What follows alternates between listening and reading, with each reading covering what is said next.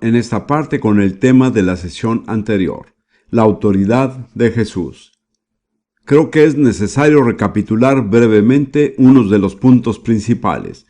En primer lugar, hemos visto que la autoridad es un concepto central de la palabra de Dios, especialmente en el Nuevo Testamento, y de hecho la autoridad es el medio designado por Dios para gobernar.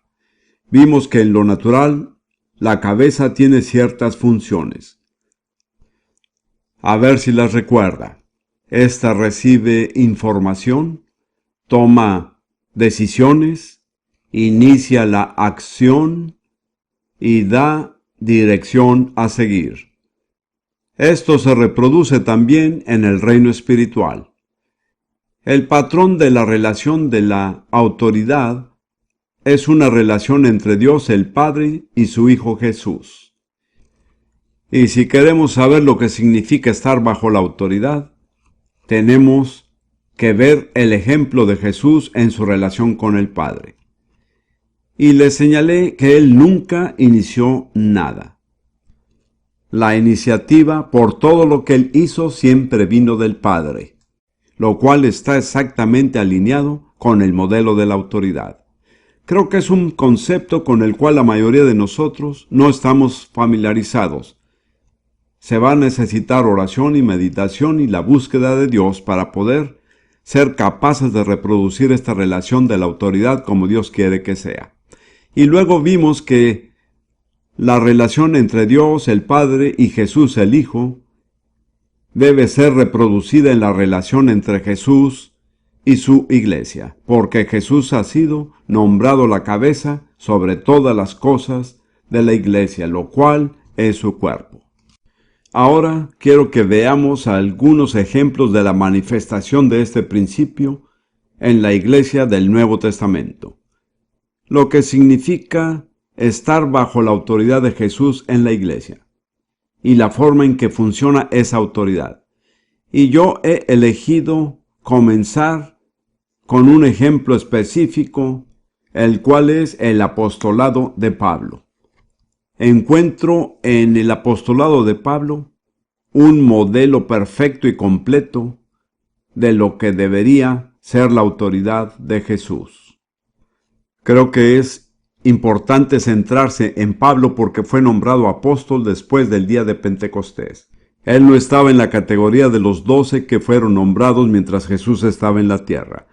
Y de cierto modo podríamos decir que no se puede esperar que se repita lo que sucedió mientras Jesús estuvo en la tierra, pero no hay ninguna razón por lo que no podamos esperar que se repita lo que sucedió a través del Espíritu Santo después del día de Pentecostés.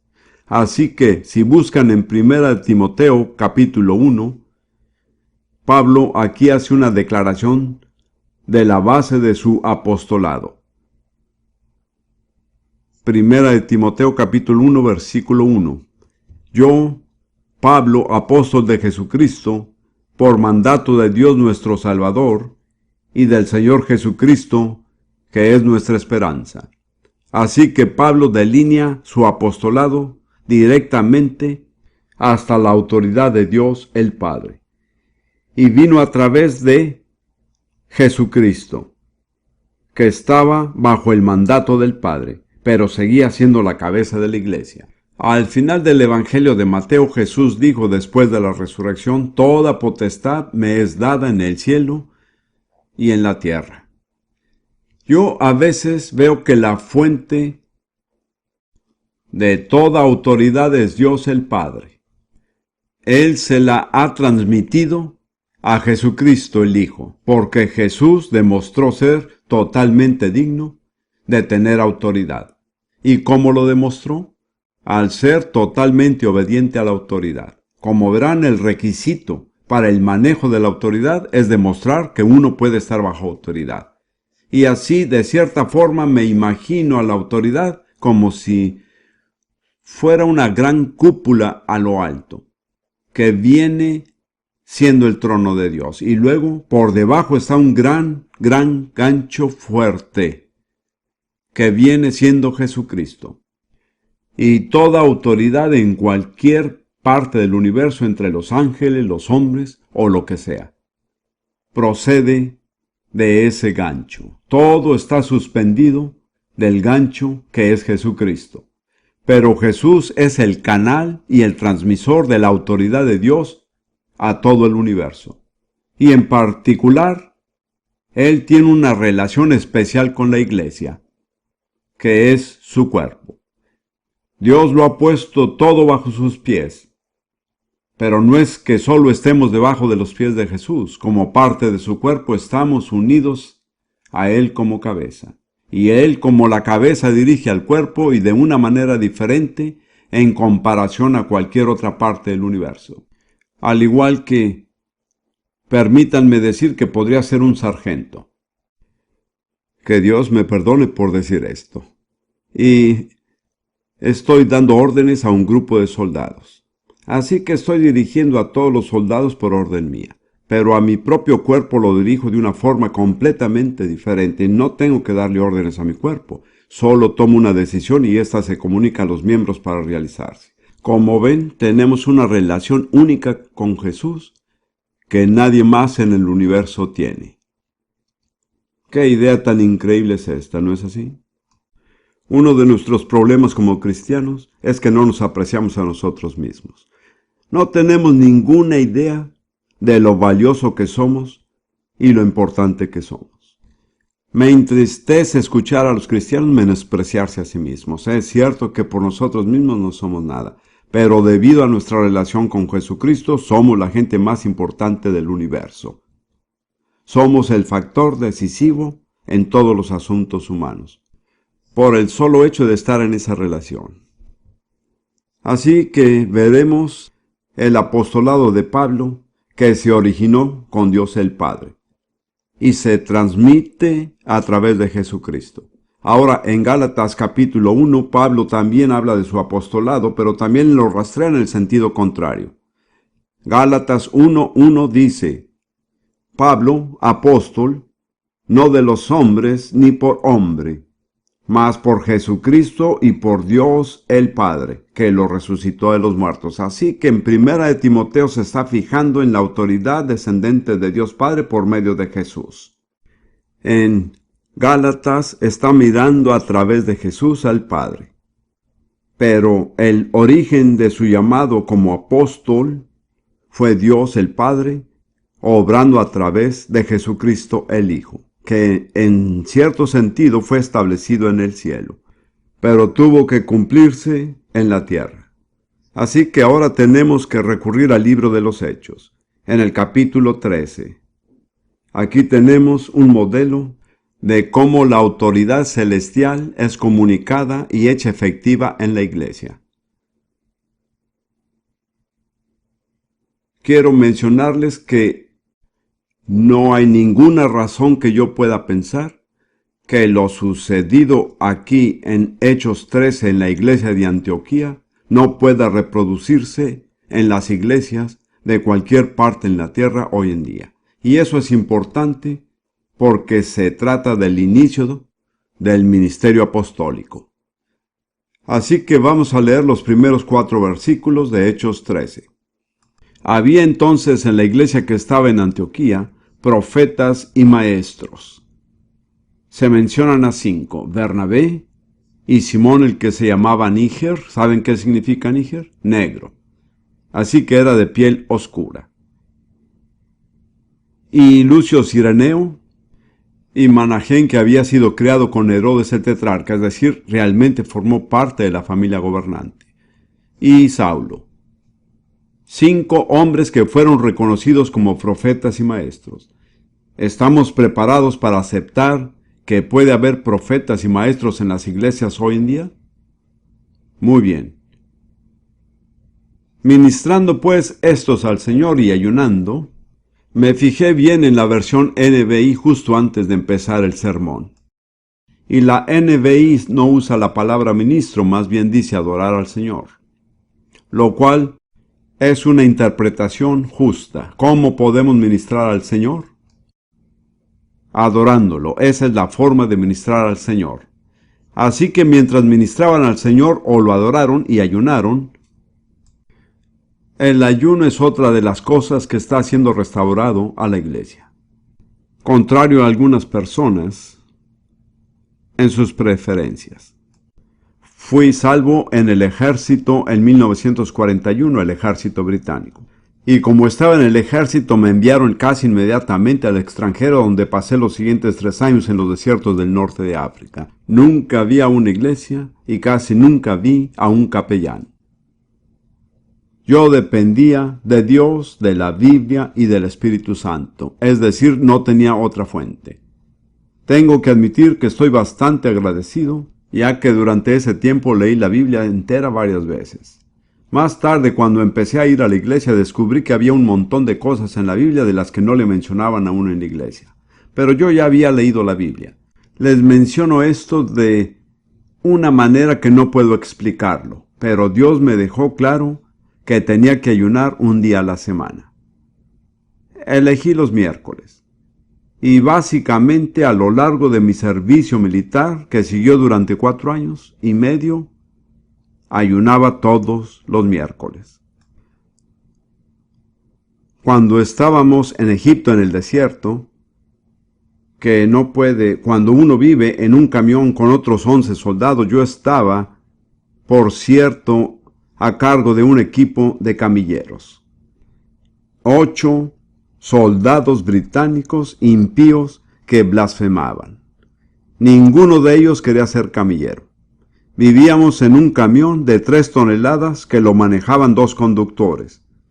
Así que éramos 10 y yo tenía que estar a cargo de todas las cosas.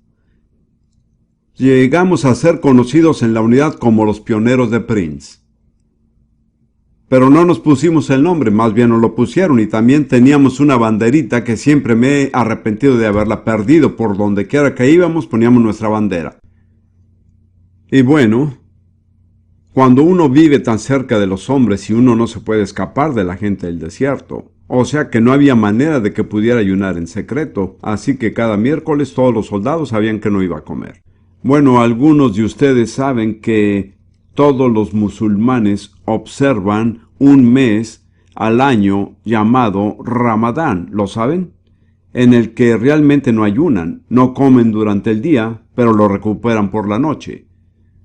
A mí realmente eso no me parece un ayuno. Así que todos los soldados de mi unidad lo llamaron miércoles de Ramadán a partir de ese entonces. Tendría que decir que mirando hacia atrás, eso fue la clave para el progreso espiritual que he hecho.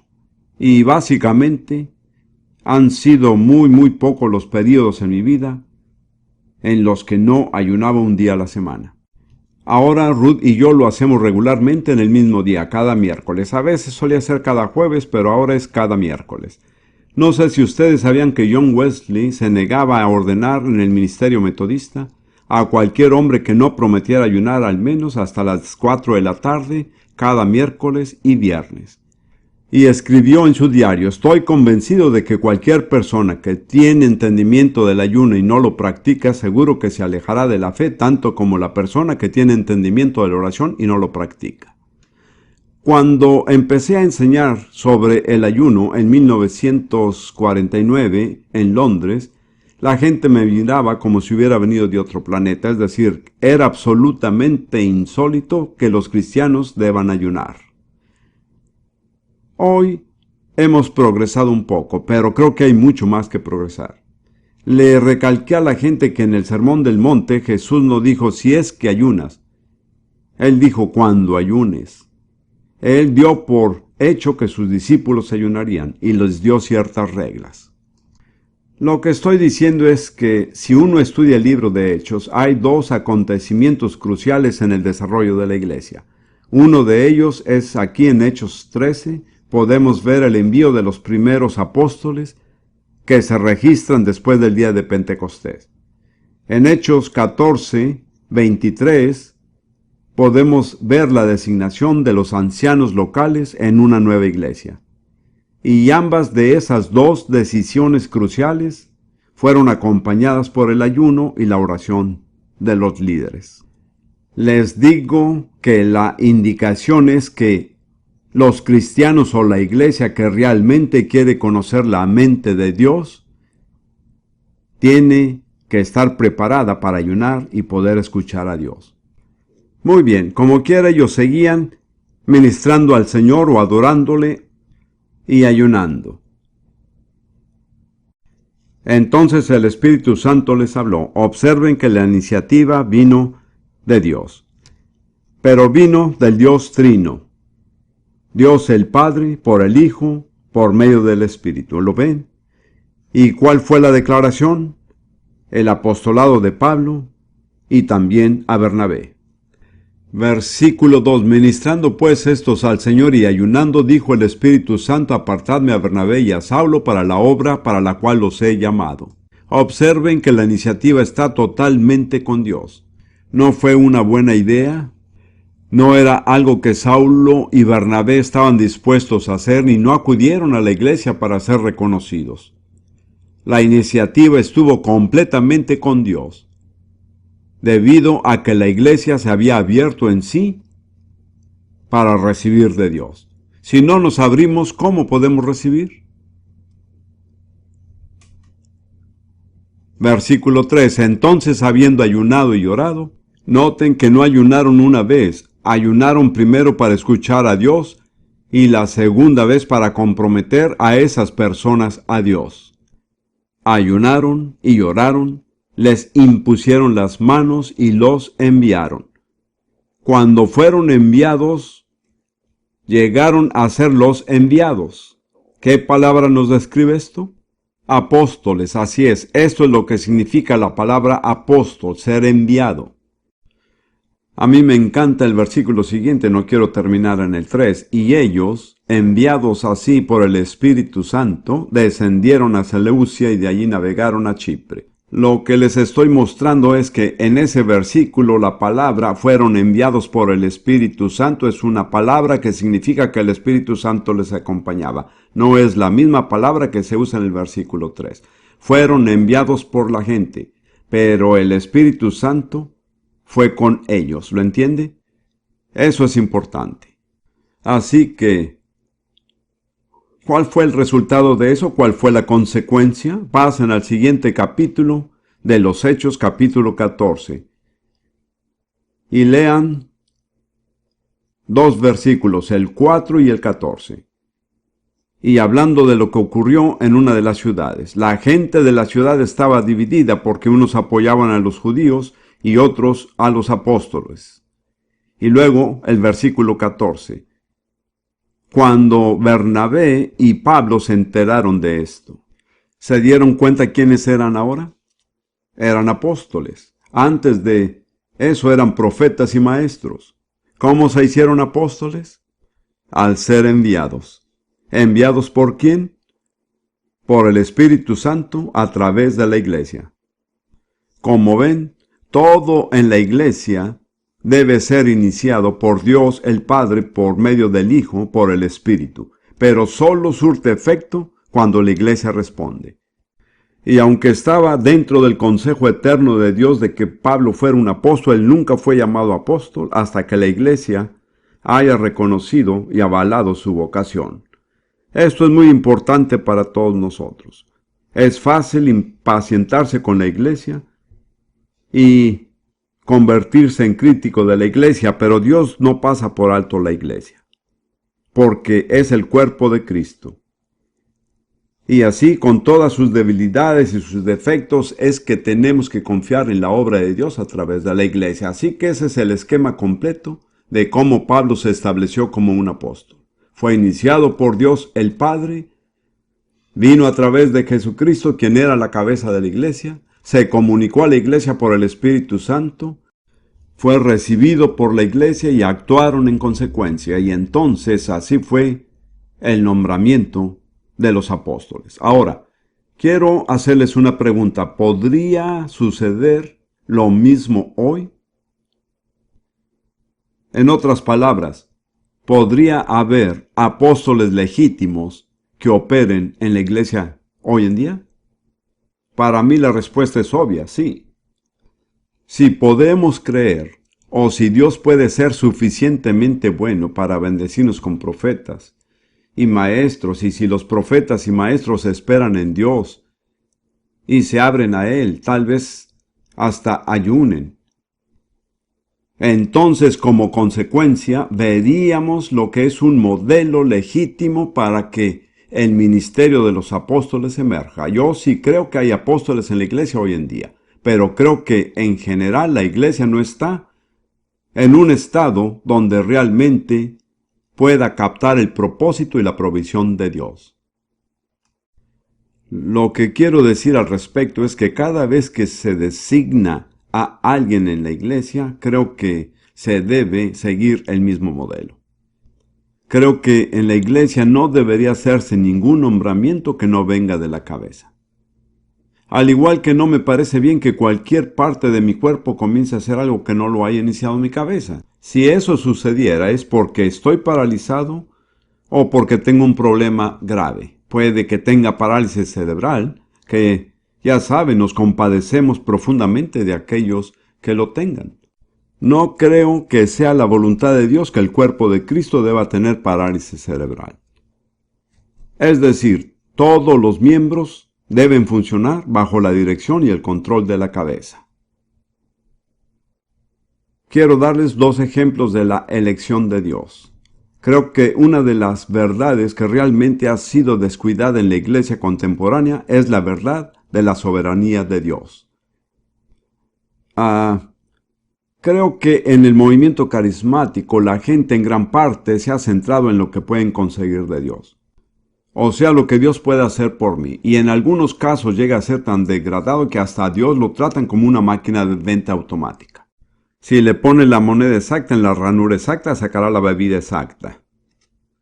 Solo quiero decir que Dios no es una máquina de venta automática. Esa es una imagen de Dios muy errónea. ¿Qué quiero decir con la soberanía de Dios? Así es como yo la defino. Decir que Dios es soberano significa que Él hace lo que Él quiere, cuando Él quiere, como Él quiere, y sin pedirle permiso a nadie. Les advierto que si comienzan a violar la soberanía de Dios, se van a encontrar con problemas. Porque si hay una cosa que Dios guarda celosamente, es su soberanía. Su derecho a hacer lo que quiere, cuando Él quiere, como Él quiere, sin autorización de nadie. Y pienso que particularmente en los asuntos de ministerios designados para la iglesia, Dios se reserva su soberanía. Por ejemplo, busquen un momento en Juan 15, versículo 16. Juan 15, versículo 16. Jesús está hablando con sus apóstoles. No le está hablando a las multitudes. Este fue un tiempo a solas con sus apóstoles escogidos y les dice: no me elegisteis vosotros a mí, mas yo os elegí a vosotros, y os he puesto para que vayáis y llevéis fruto, y vuestro fruto permanezca, para que todo lo que pidiereis del Padre en mi nombre, Él os lo dé.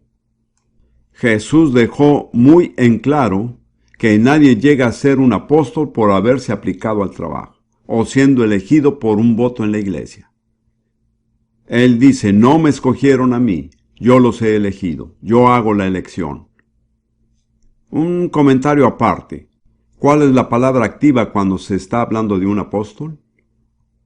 Es una palabra muy corta de 2 letras. Ir, así es. Yo los he elegido y los he puesto para que vayan, así es. Un apóstol inmóvil es realmente una contradicción de términos. Para que vayan y den fruto que perdure, y que sus oraciones sean contestadas. Creo que todo esto depende de quién toma la iniciativa. Dando fruto que permanece y que contesta nuestras oraciones. Así lo creo. Solo puede basarse en el hecho de que Jesús tome la decisión.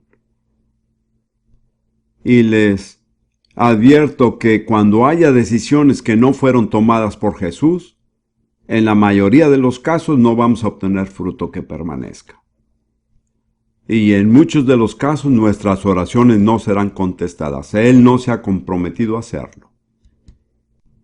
Como ven, hay muchos frutos que nacen en la iglesia contemporánea que no permanecen. ¿No es así?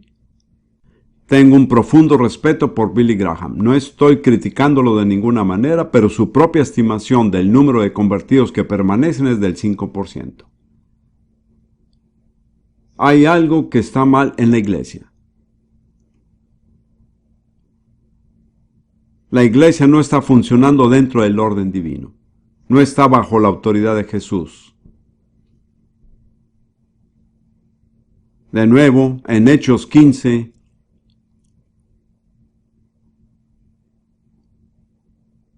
versículo 7, vemos una tremenda controversia sobre si los gentiles pueden ser admitidos en la iglesia sin tener que someterse a la ley de Moisés. Es muy interesante el hecho, ya que hace muy poco, en la última década más o menos, las asambleas de Dios en los Estados Unidos tenían exactamente el problema contrario. El problema era que si podían o no admitir a las asambleas mesiánicas en las asambleas de Dios. Y mientras estaban discutiendo, uno de los líderes se levantó y dijo, bueno, hace 19 siglos nos recibieron a nosotros, ¿cómo vamos a negárselos a ellos? Así que la historia ha dado un giro completo. Como quiera que sea, exactamente al principio de la discusión, hermanos y hermanas, déjenme decirles por observación personal que cuando los judíos discuten, es algo muy enérgico. Quiero decir que no miden el tono de voz. ¿Alguna vez ha visto una emisión o una transmisión televisiva mostrando la Knesset en Israel? Digo, está llena de acción. Alzan la voz. No estoy diciendo que los apóstoles hicieron exactamente lo mismo, pero créanme que no fue un debate tranquilo. Alguien dijo, tal vez no debería decirlo, pero alguien dijo, si tienes a 2 judíos en una ciudad, necesitarás 3 sinagogas. Una para cada uno de ellos donde puedan asistir y una tercera en la que ninguno de los dos pueda ser visto muerto. Entonces, si leen Hechos 15 teniendo en cuenta eso, se convierte en algo real. De todos modos, dice el versículo 7 de Hechos 15, y luego de mucho discutir, esto no es una indirecta, ¿está bien? Pedro se levantó y les dijo, queridos hermanos, ustedes saben que hace algún tiempo Dios determinó que yo mismo proclamara a los no judíos el mensaje del Evangelio para que creyeran. Así que de nuevo es la elección de Dios. La iglesia no nombró a Pedro. Dios escogió a Pedro. Y él era muy reacio, como ya lo saben. No quería ir a los gentiles y predicarles. Pero predominó Dios. Estoy realmente convencido de que si nos centramos en la elección de Dios y nos sometemos a la elección de Dios y no actuamos hasta conocer la elección de Dios, las cosas serían muy diferentes entre nosotros. ¿Quién de nosotros puede elegir mejor que Dios? Ninguno de nosotros. Las elecciones de Dios son insólitas. Es decir, que por lo general elige a la persona que nosotros no escogeríamos. Véanlo por toda la Biblia. Y les diré otra cosa acerca de las elecciones de Dios. Cuando Dios elige, la persona elegida por lo general está convencida de que no puede hacer el trabajo. Cuando me encuentro con alguien que dice, Dios me escogió, Dios me llamó y sé que puedo hacerlo, yo me pregunto si Dios realmente lo llamó.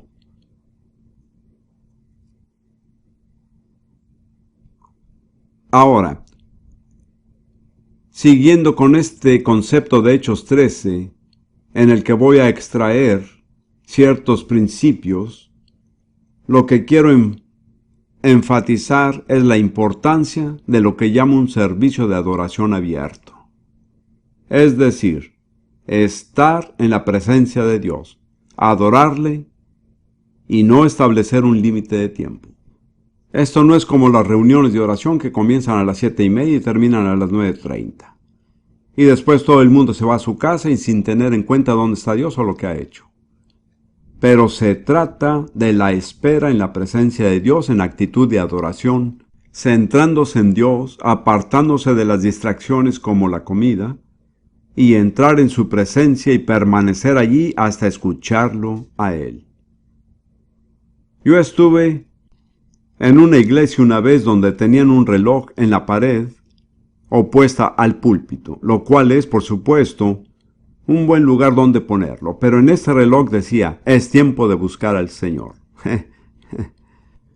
Pero la cita donde viene este pasaje dice, es tiempo de buscar al Señor hasta que venga y su justicia reine sobre nosotros. El límite no se establece por el reloj, sino por las acciones soberanas de Dios.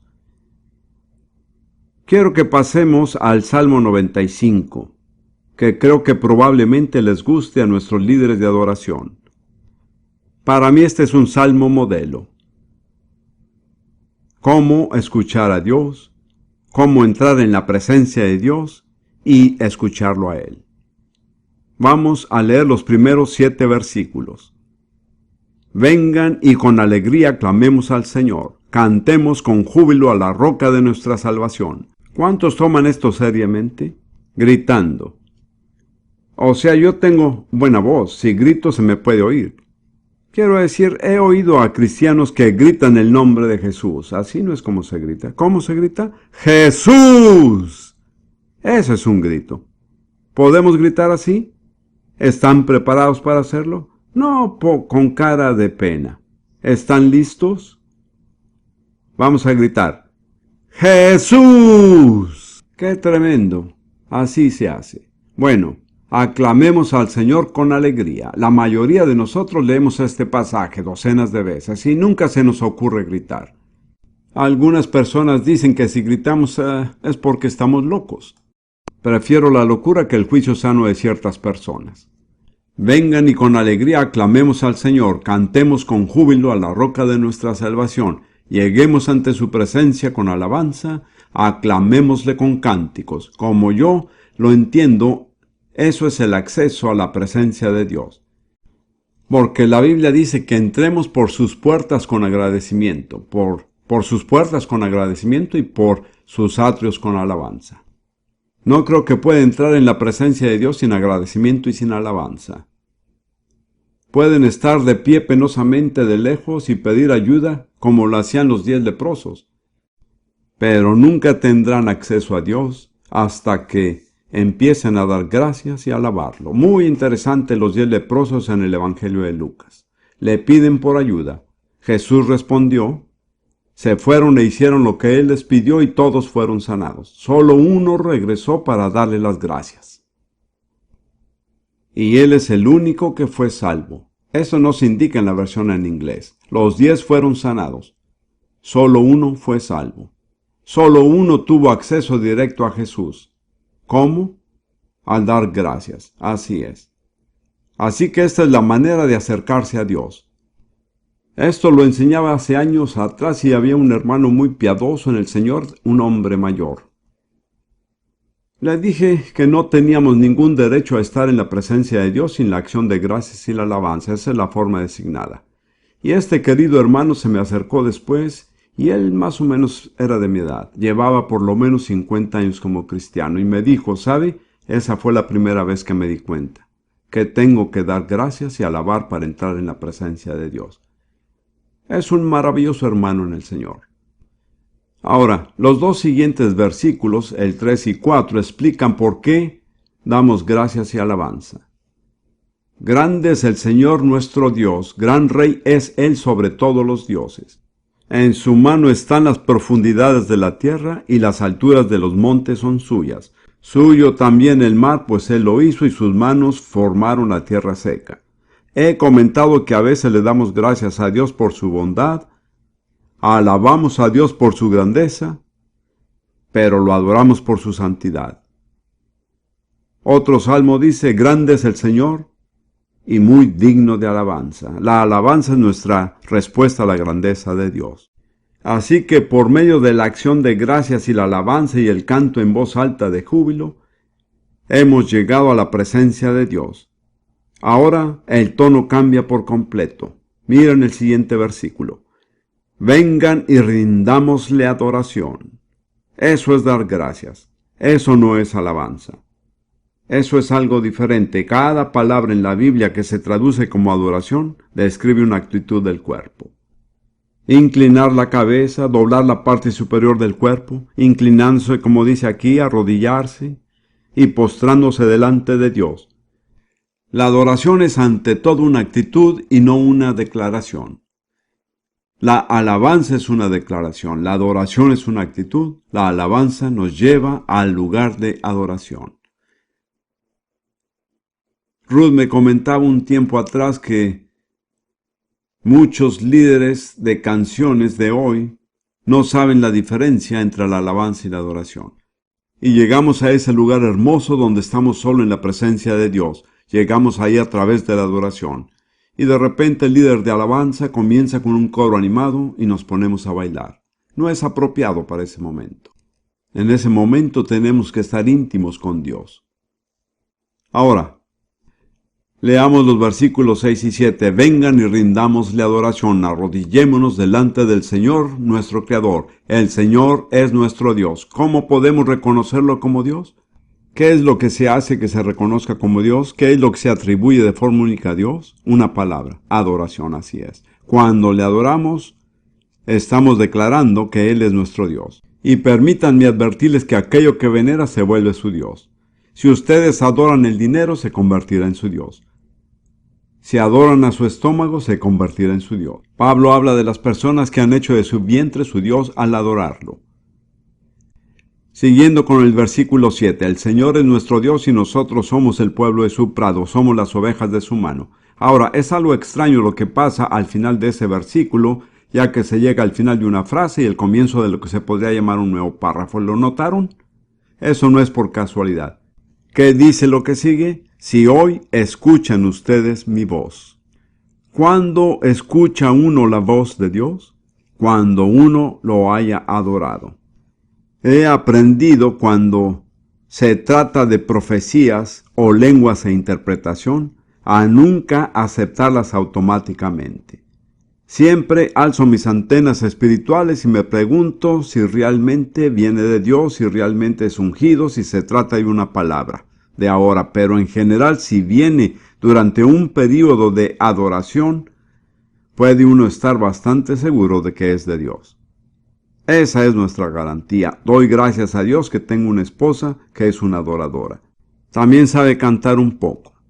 Yo no sé cantar, ni para salvar mi vida. Así que tengo que depender de otros. No sé si los que saben cantar se dan cuenta que algunos de nosotros tenemos que depender de algunos de ustedes para hacerlo. Pero Ruth y yo básicamente pasamos un tiempo en la presencia de Dios cada mañana y cada tarde. No somos legalistas al respecto. Y muchas veces oímos de Dios que nos da palabra de aliento, de dirección, de advertencia.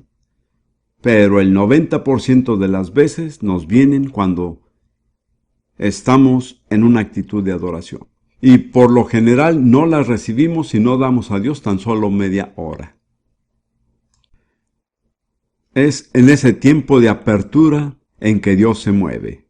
Esto no significa que le tomará más de media hora, significa que Dios no nos permite establecer el límite de tiempo. Él es soberano. Si están dispuestos a pasar todo el día en la presencia de Dios, es posible que lo escuchen rápidamente. Pero si dicen, Dios, solo tengo 35 minutos, es dudoso que Dios les hable bajo esas condiciones. Aquí está el modelo de Hechos 13. Ellos adoraban al Señor, ayunaban, se habían despejado la mente de muchas cosas, materiales, necesarias y perfectamente normales. Al parecer no habían establecido un límite de tiempo, no tenían ningún programa y no sabían lo que vendría después. Y Dios se movió. De hecho, Hechos 13 es uno de los capítulos más decisivos en el Nuevo Testamento, ya que es, en cierto sentido, el comienzo del trabajo misionero. Y surgió al ministrar al Señor y por ayunar. Por eso es un modelo. Pero la esencia de esto es permitir que Jesús sea la cabeza, dejando que Él tome la iniciativa. Ahora, quiero que continuemos por un momento con el segundo viaje misionero de Pablo. Aquí se ven otros ejemplos de la autoridad de Jesús ejercidos a través del Espíritu Santo. En Hechos 16, Pablo partió con Silas y Timoteo fue reclutado muy pronto. Y permítame señalarles porque es algo interesante. Dejen su dedo en Hechos 16 y vamos a Primera de Tesalonicenses por un momento.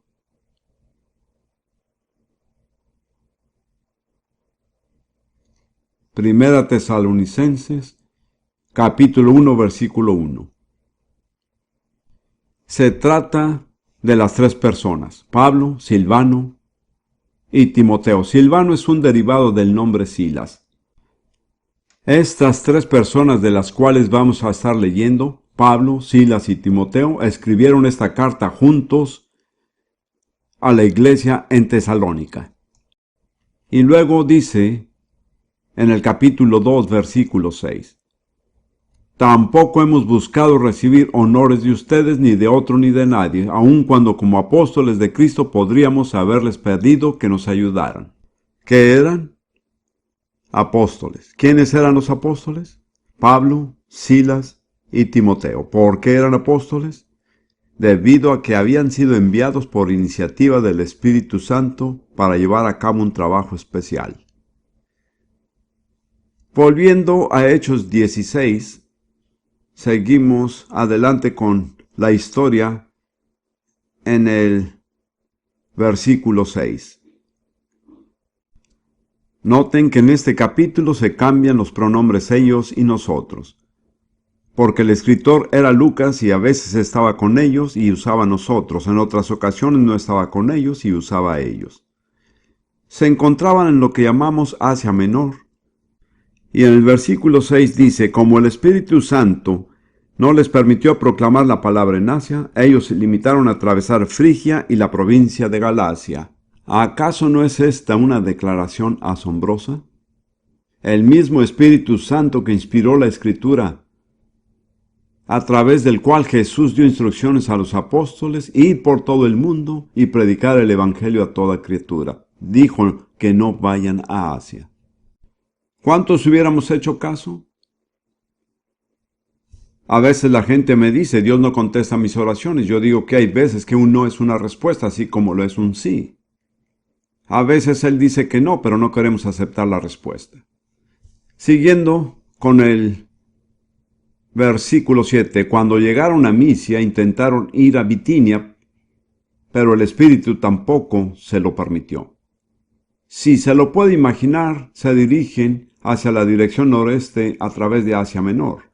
Intentan girar hacia la izquierda en la provincia de Asia y se les prohíbe. Así que tratan de seguir por la derecha a Bitinia y también se les prohíbe. Realmente no tenían opción y tenían que seguir hacia el noroeste. Tomaron el noroeste y llegaron a Troas. ¿No les parece que pudieron estar confundidos? Ahora vamos a leer lo que sucedió en Troas. Versículo 9.